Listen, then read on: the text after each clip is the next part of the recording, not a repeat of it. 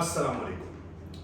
अगर किसी मुल्क के फॉरेन एक्सचेंज रिजर्व्स पिछले एक साल में 40% डिक्लाइन कर चुके हो, उसकी करेंसी पिछले एक साल में 25 to 30% डीवैल्यू हो चुकी हो, गिर चुकी हो, सिवियर एनर्जी क्राइसिस की वजह से वहां पे डेली लोड शेडिंग हो रही हो, डॉलर शॉर्टेज इतनी हो कि गवर्नमेंट नॉन एसेंशियल इंपोर्ट्स पर बैन लगा दी, वो जो अमीर ममालिक हैं सऊदी अरब और अदर मिडिल ईस्टर्न कंट्रीज उनसे मुसलसल इन्वेस्टमेंट रिक्वेस्ट कर रही हो और उसने रिसेंटली आईएमएफ का दरवाजा भी खटखटाया हो, आप उसको economic giant, economic power house, economic super power कहेंगे या सिवियर इकोनॉमिक प्रॉब्लम्स का शिकार कहेंगे। मैं पाकिस्तान की बात नहीं कर रहा, मैं श्रीलंका की बात नहीं कर रहा, मैं बात कर रहा हूं बांग्लादेश की। बांग्लादेश, जी हाँ, फेसबुक पोस्ट, व्हाट्सएप के फॉरवर्डेड मैसेजेस और आप डिफरेंट गैदरिंग्स में जाएं, उन पोस्ट को, व्हाट्सएप फॉरवर्डेड मैसेजेस को और गैदरिंग्स में लोगों की स्पीचेस सुन के ऐसा लगता है कि बांग्लादेश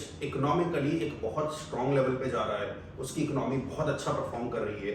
तो मैं आज आपके सामने ये वीडियो लेके आया हूँ जिसका मकसद आपको ये अवेयर करना है कि बांग्लादेश तरक्की सिर्फ और सिर्फ फॉरवर्डेड मैसेजेस पे कर रहा है, बांग्लादेश तरक्की सिर्फ और सिर्फ फेसबुक पोस्ट पर कर रहा है और बांग्लादेश तरक्की सिर्फ और सिर्फ गैदरिंग्स में, स्पीचेस में कर रहा है।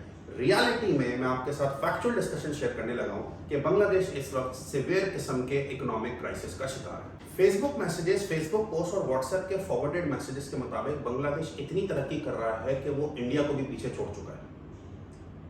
हकीकत इसके बिल्कुल बरक्स है। इस वीडियो के अंदर मैं आपको क्लैरिटी देने लगा हूं कि बांग्लादेश बिल्कुल भी इंडिया को पीछे नहीं छोड़ चुका और उसकी इकोनॉमी में इस वक्त ऐसी कोई चीज नहीं है जिस पर आप उसको एक इकोनॉमिक पावर हाउस करें।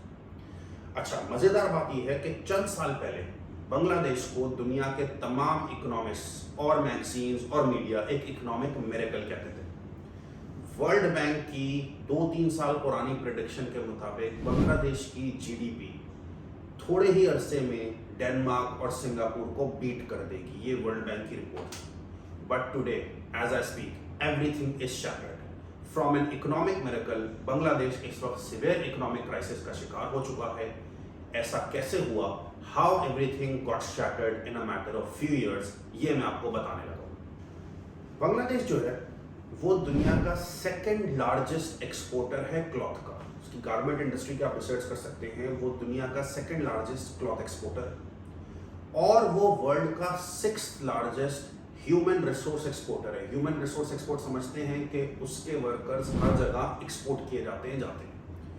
आप कई मिडिल ईस्टर्न कंट्रीज ट्रैवल करें तो वहाँ पे अच्छी खासी वर्कफोर्स आपको बांग्लादेशी नजर आएगी। तो वो दुनिया का 6th largest human resource exporter है। तो ये जो सेकंड लार्जेस्ट क्लॉथ एक्सपोर्ट और 6th largest human resource export है, ये मुल्क में डॉलर्स लेके आती थी कि आप क्लॉथ एक्सपोर्ट करते हैं तो डॉलर्स आते हैं, आप ह्यूमन रिसोर्स एक्सपोर्ट करते हैं, वर्कर्स आपके बाहर काम करते हैं तो वो रेमिटेंसेस भेजते हैं, वहां से डॉलर्स आते हैं। ये 2 मेन सोर्सेज बांग्लादेश के लिए डॉलर्स का इनफ्लो का सोर्स थे और इनसे वो अपने एक्सपेंसेस फंड करता था, जिसमें उसका प्राइमरी एक्सपेंस फ्यूल इंपोर्ट है, क्योंकि ऑब्वियस सी बात है ऑयल, इलेक्ट्रिसिटी दूसरी चीज़ों के लिए बहुत नेसेसरी है और बांग्लादेश में बहुत सारी गारमेंट फैक्ट्रीज हैं, जाहिर है रनिंग के लिए एनर्जी चाहिए होगी, तो उनका जो मेन प्रिंसिपल बिल है इंपोर्ट का, that is based on fuel. तो 2 जगहों से डॉलर इनफ्लोज आ रहे थे, human resource export, cloth export, और उन जो इनफ्लोज थे उससे वो फंड करता था अपने एक्सपेंसेस, प्राइमरी तौर पे फ्यूल।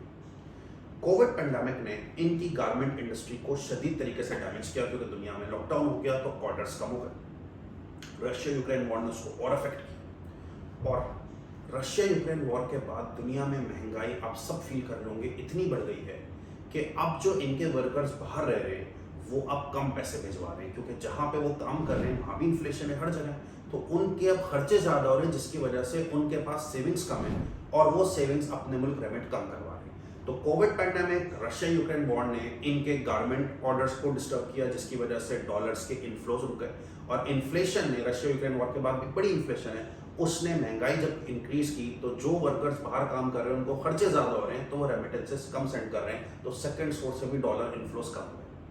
और world oil prices, world energy prices, चाहे आप देखें उसमें गैस की प्राइसेस हैं, कोल की प्राइसेस हैं, जो प्राइमरी तौर पे बिजली बनाती हैं, वो इतनी इंक्रीज हो गई हैं कि बांग्लादेश के पास अब इंपोर्ट बिल बहुत हाई हो गया है और वर्कर्स से रेमिटेंसेस कम आ रही हैं, गारमेंट ऑर्डर से डॉलर्स कम आ रहे हैं, तो उसके पास ये इंपोर्ट बिल पूरा करने के लिए डॉलर्स का सिवियर क्रंच। यही वो वजह है कि पिछले एक साल पहले 2022 फरवरी में उनके foreign exchange reserves close to 40+ billion dollars थे, जो आज 28 बिलियन डॉलर्स पे आ चुके हैं।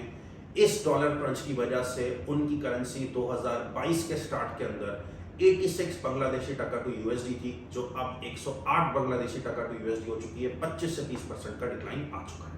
इस डॉलर क्रंच की वजह से गवर्नमेंट ने नॉन एसेंशियल इंपोर्ट्स, गैर जरूरी इंपोर्ट्स बैन कर दी हैं और फ्यूल इंपोर्ट्स भी अफेक्ट हुई हैं, जिसकी वजह से अब उनके पास फ्यूल इंपोर्ट कम हो रही हैं और उस वजह से बिजली कम प्रोड्यूस हो रही है। तो government has resorted to load shading.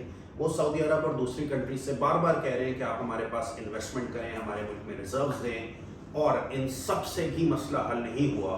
तो in January they had to resort to the final stage कि उन्होंने 4.7 बिलियन डॉलर्स की IMF डील जनवरी में साइन की। ये सब बताने का मकसद ये हरगिज नहीं है कि मैं कोई कंपैरिजन कर रहा हूँ कि यार हम बहुत अच्छे हैं, वो बहुत बुरे हैं।